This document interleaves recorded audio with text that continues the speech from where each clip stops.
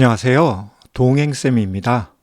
오늘은 무심한 외도 행위자, 너무나 꼼꼼한 외도 피해자란 칼럼을 준비했는데요. 먼저 구독과 좋아요 부탁드립니다. 고맙습니다. 외도와 직면한 부부들을 특징 짓는 표현은 여러 가지가 있습니다. 그중 오늘 저는 썸네일과 같은 표현을 사용해 봅니다. 무심한 외도 행위자, 너무나 꼼꼼한 외도 피해자. 외도와 직면한 부부들은 하루가 멀다 하고 밀당합니다. 주로 외도 피해자가 밀당을 시도하는데요. 이는 외도 직면 후 가지는 억울함, 배신감, 분노감 때문에 벌어지는 밀당으로서 정상 반응 중 하나라고 저는 주장하죠. 그런데 이 과정에서 외도 행위자는 무심한 태도를, 외도 피해자는 너무나 꼼꼼한 태도를 보이며 충돌하죠. 심지어 외도 상담 현장에서도 외도와 직면한 부부들의 모습은 무심함과 꼼꼼함을 그대로 보여줍니다. 외도라는 사건과 내용 때문에 부부는 밀당하는 것 같지만 저의 눈에는 두 사람의 태도 때문에 밀당하는 것으로 보입니다. 그런데 정작 당사자들은 이것을 눈치채지도 못하고 끝없는 메비우스의 띠와 같은 밀당을 합니다. 그럼 여기서 한번 냉정하게 따져볼 것이 있는데요. 왜 부부는 외도 직면 후 무심함과 꼼꼼함을 보이느냐는 것이죠. 먼저 드리고 싶은 이야기로서 두 사람의 태도는 다르지만 그 뒤에 숨은 행간과 심리 기제는 동일하다고 말씀드립니다. 무슨 이야기냐 하면 두 사람 모두 태도가 다른 방어 기제를 사용하죠. 즉 방어 기제란 점에서 동일하다는 것입니다. 외도 행위자는 무심함으로 자신을 방어하려고 한다면 외도 피해자는 꼼꼼함으로 자신을 방어하려고 하죠. 그리고 최상의 방어는 무엇일까요? 그것은 공격입니다. 이에 외도 피해자는 공격적인 태도를 가지는데요. 이는 배우자가 유책 사건을 만들어서이기도 하지만 자신을 방어하려는 목적으로 공격적인 모습을 보이죠. 그럼 외도 행위자는 무심함으로 대처할 때 스트레스가 없을까요? 외도 피해자는 꼼꼼함으로 무장할 때 스트레스가 없을까요? 아닙니다. 두 경우 모두 스트레스가 존재합니다. 두 경우 모두 심적 에너지를 사용해야 하기 때문에 어떤 모습과 태도 그리고 자세를 취하느냐와 관계없이 부부는 스트레스의 늪과 웅덩이 그리고 수렁에서 헤매죠. 특히 외도 피해자는 너무나 꼼꼼하기 때문에 이미 알게 된 외도 내용뿐만 아니라 외도 기간을 반추하면서 퍼즐을 맞추죠. 이것을 근거로 외도 행위자를 공격하거나 비난합니다. 그런데 여기서 문제가 발생하죠. 기억이란 놈이 문제를 만드는데요. 그것은 기억이란 놈이 망각과 왜곡의 위험을 가지고 있는 것이죠. 이에 외도 피해자는 꼼꼼하게 기억하는 것을 외도 행위자는 기억하지 못하는 경우가 있습니다. 물론 방어기제 때문에 망각과 왜곡을 사용하기도 하지만 의도적이지 않게 망각되거나 왜곡되는 경우도 있습니다. 그런데 외도 피해자는 이것을 용납하지 않습니다.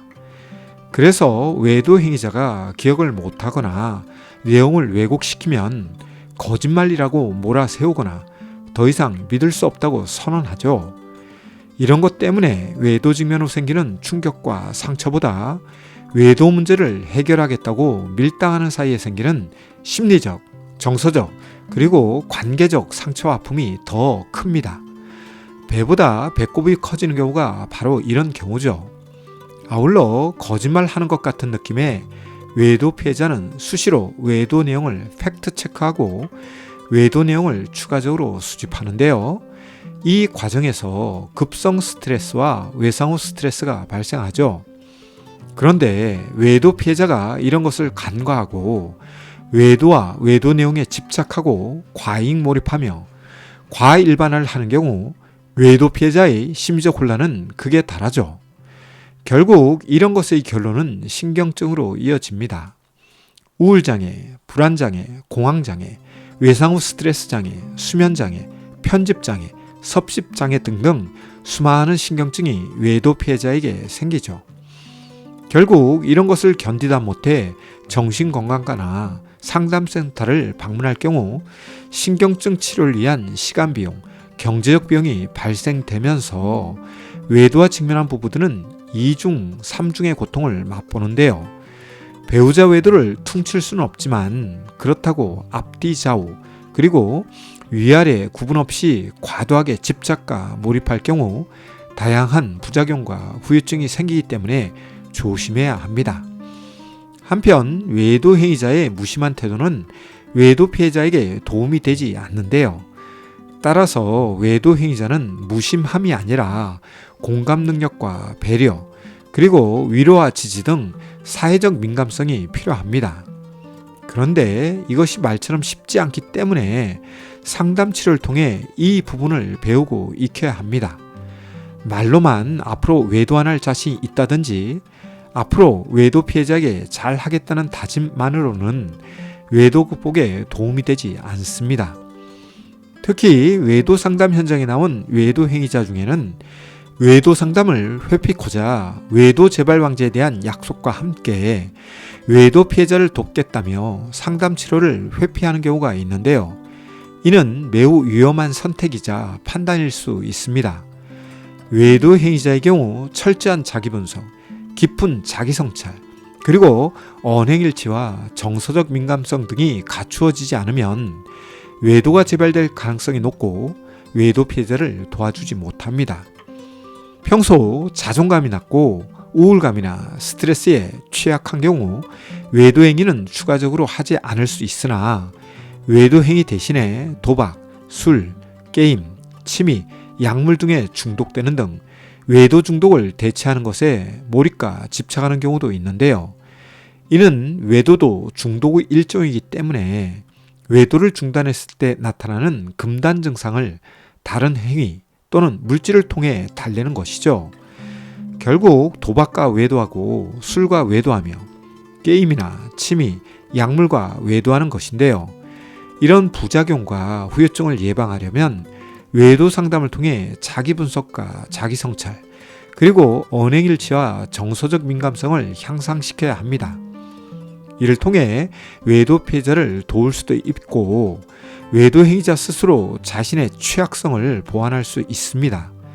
그렇지 않고 무심함으로 무장하고 자신을 방어한다면 외도와 직면한 부부의 관계와 정서는 향상되지 않고 외도 피해자는 고통 속에서 외도 행위자를 공격하고 비난하는 언행을 통해 무기력감과 분노, 불안과 우울, 그리고 의심과 공포 속에서 살아갈 수밖에 없습니다. 부디 이런 부분을 간과하거나 가볍게 여기지 마시길 외도와 직면한 외도 부부에게 부탁드립니다. 오늘은 외도 직면 후 무심한 외도 행위자와 너무나 꼼꼼한 외도 피해자에 대해 다뤄보았는데요. 내용에 공감되었다면 구독과 좋아요 부탁드립니다. 고맙습니다.